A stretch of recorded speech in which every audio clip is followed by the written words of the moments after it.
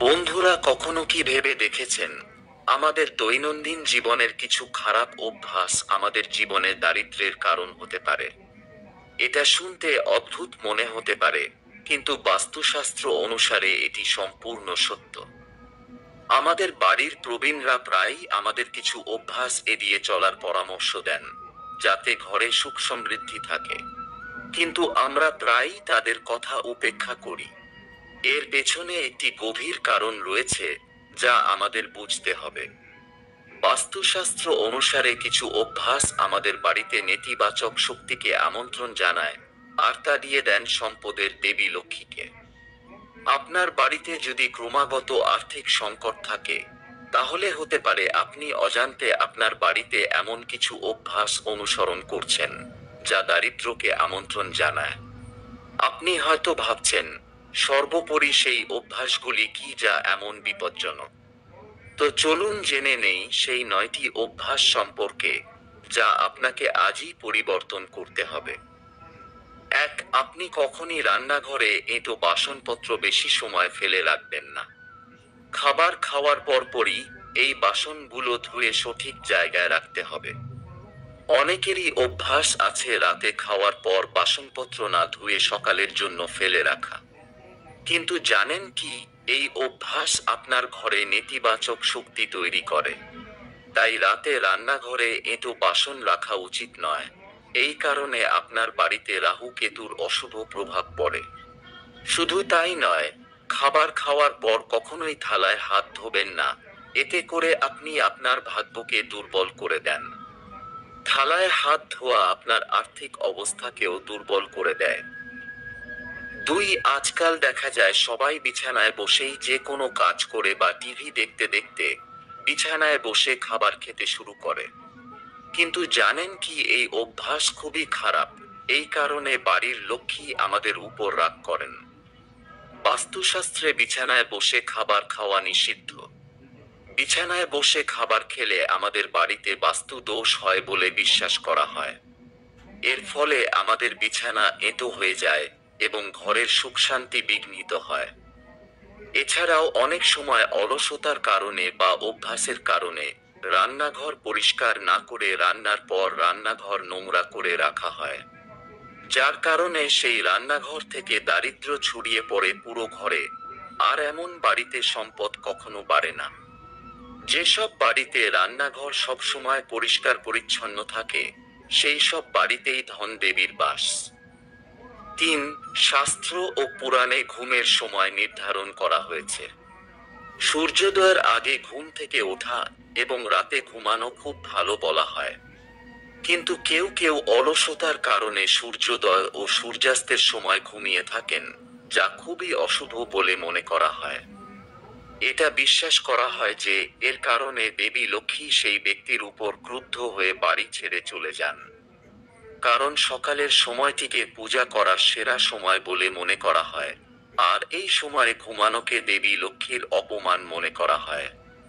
এছাড়া যে বিছানায় ঘুমান সেখানে কখনই ময়লা রাখবেন না। বিছানায় নোংরা বা ছেঁড়া চাদর ব্যবহার করবেন না।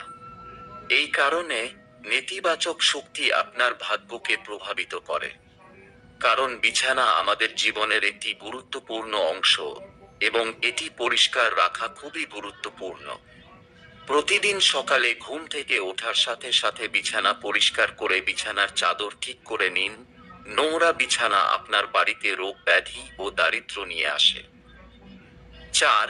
প্রতিদিন পূজা করার পর পূজা ঘর বা মন্দির পরিষ্কার করুন। খেয়াল রাখবেন পুজোর ঘর যেন কখনই নোংরা না হয়।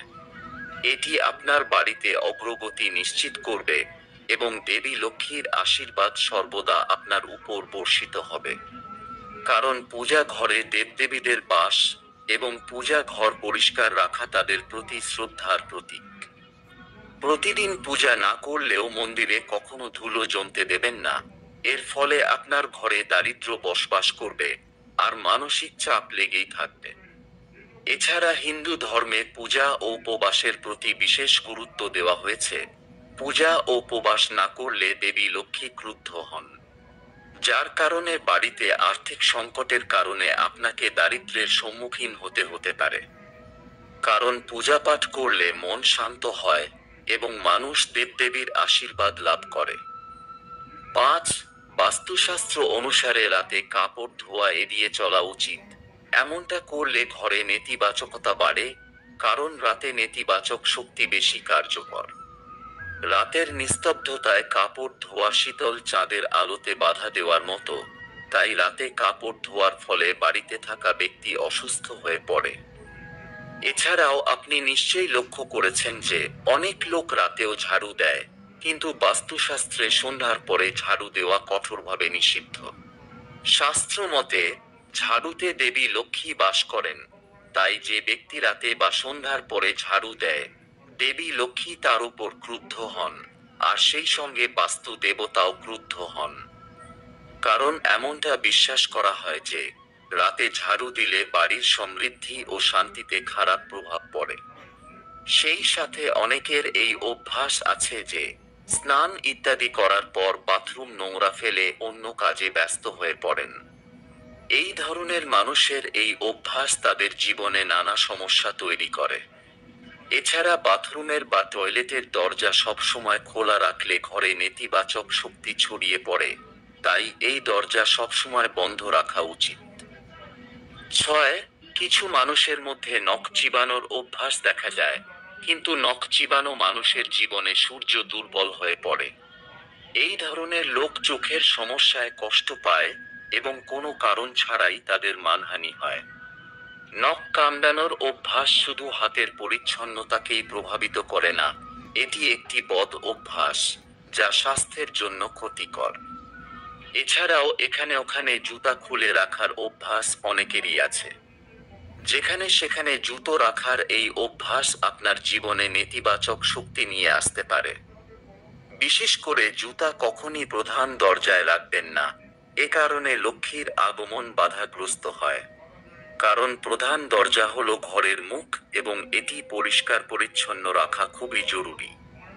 জুতার জন্য সর্বদা একটি আলনা তৈরি করুন এবং এতে জুতা রাখুন। 7. জ্যোতিষশাস্ত্র অনুসারে সূর্যাস্তের পর কাউকে টাকা দেওয়া উচিত নয়। এটা করলে আপনার ঋণের বোঝা বাড়তে পারে, আর প্রদত্ত টাকা হারানোরও আশঙ্কা থাকে। এছাড়া সন্ধ্যার পর দুধ, দই বা লবণের মতো জিনিস কাউকে দেওয়া উচিত নয়। এই জিনিসগুলি ধার দিলে আপনার বাড়িতে আর্থিক অসুবিধা হতে পারে। কারণ এই জিনিসগুলি পবিত্রতা ও সমৃদ্ধির প্রতীক, তাই অযথা এগুলি ধার দেওয়া এড়িয়ে চলা উচিত। আর সন্ধ্যার সময় যাদের প্রধান দরজা অন্ধকার থাকে, তাদের হওয়া কাজও নষ্ট হয়ে যায়। এ কারণে অনেক পরিশ্রম করেও অনেক কাজে সাফল্য পাওয়া যায় না। কারণ মূল দরজা হলো বাড়ির মুখ এবং এখানে অন্ধকারের কারণে নেতিবাচক শক্তি ঘরে প্রবেশ করে। 8. আপনি কি জানেন, বাড়িতে লাগানো ঘড়ির সঙ্গে ভাগ্যের একটা বড় সম্পর্ক থাকে। বালিশের নিচে ঘড়ি রেখে ঘুমালে আপনার খারাপ সময় আসতে পারে। কারণ ঘড়ির ম্যাগনেটিক ফিল্ড আমাদের শরীরে নেতিবাচক প্রভাব ফেলে আর ঘুম নষ্ট করে। ঘরের দেয়ালে টাঙানো ঘড়ি সবসময় চালু রাখা উচিত। যদি তা বন্ধ হয়ে যায় তবে তা বন্ধ রাখা উচিত নয়, সব সময় চালু রাখা উচিত। আপনার বাড়িতে যদি এমন কোনো ঘড়ি থাকে যা বন্ধ হয়ে যায় বা নষ্ট হয়ে যায়, তাহলে তা অবিলম্বে বাড়ি থেকে সরিয়ে ফেলুন বা মেরামত করে নিন।